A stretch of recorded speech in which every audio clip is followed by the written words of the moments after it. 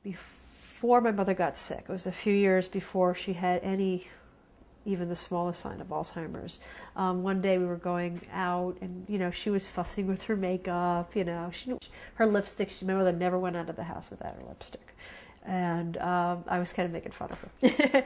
And she looked at me and she said, quite seriously, she said, "When I leave the house without putting on my lipstick, I'm really gone." And it was just weird that she said it like that, because it was like almost like she knew what was down the road.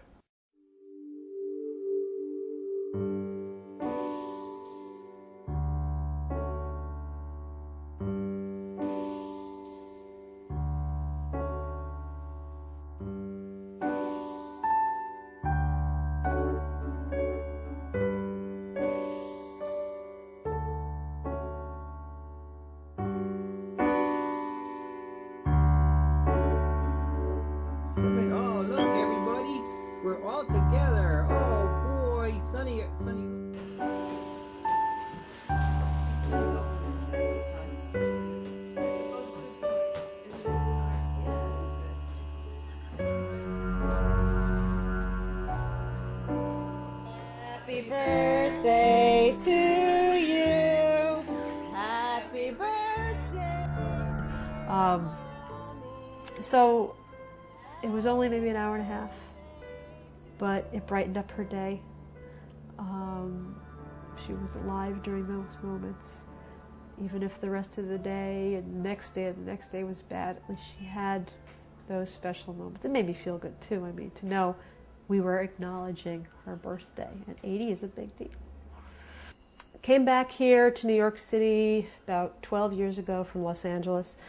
Big part of the reason why I came back was because, I had noticed during visits that my parents were getting a little bit older.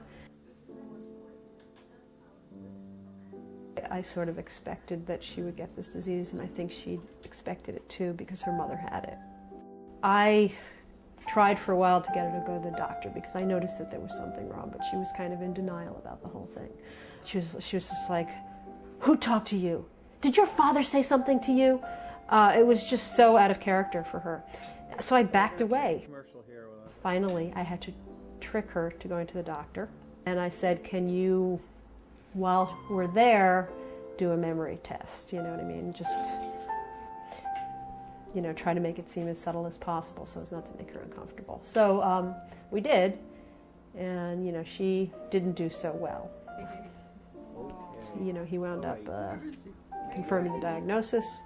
Suddenly I was responsible for my mother, and I saw that she had needs, and I had to take care of them. The thing was, I want her to have a quality of life. Just because she has this disease doesn't mean that her life is over.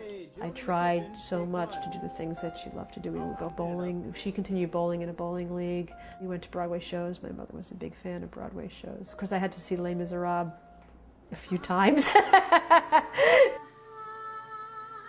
So, I mean, you see your parent just become a completely different person, and you're like helpless to do anything about it.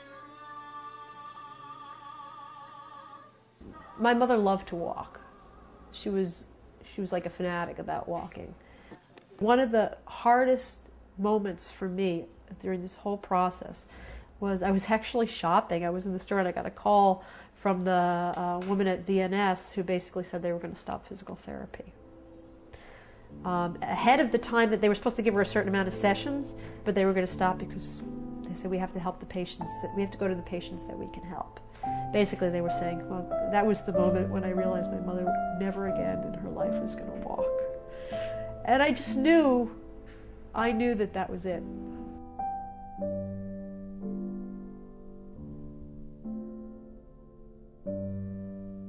My fiance at the time, he would kind of fill in also. He was really a big part of the caregiving, In the beginning, I don't know if I could have done it without him, without his emotional support, and also with just the little things that he would do. He would just call up and he would say, "Hi, Joan, how you doing?" Just, call up to be a friendly voice on the other end of the line. And then he died in 2004 in August, very suddenly. one of these spur-of-the-moment things. We had for a while gone to the Queen's Theatre in the Park. We'd do a series of shows, which is, nearby here in Flushing Meadow. A salute to Broadway. Mainly the classics, the stuff my mother loved, which is like all the Rodgers and Hammerstein stuff and that sort of thing. And we even arrived a little bit late. We got her in the wheelchair. We brought her inside, and she was right in front, right by the stage. And it was really weird. Like, her face lit up the second we walked in. And here she was all disheveled with a blanket over her and her shoes falling off. And it was, it's like one of those things, you know how they say sometimes you regret the things you don't do, but you almost never regret the things that you do, even if they're difficult, even if they're scary. It was like her eyes lit up. She was tapping. She was kind of like, you could tell she recognized the song. And she looked at me. There was this moment that she looked at me. It was like, oh, you know me. You know that I love this. I mean, she was, pretty far gone at that point, But there was this look of complete and utter gratefulness and understanding in her eyes that I had brought her to such a wonderful place, to see something so wonderful. If there's anything positive to be said, you realize that life is just about the moments. You know what I mean? And if the person, even though the person can't remember what happened yesterday, if they're happy in that moment and their heart is full of joy in some way, or they feel love, I mean, this is life, and it really is all about the moment. So it just makes you, like, I feel like I grew so much. As much pain as I felt through the whole process, I also feel like I was rewarded in some way.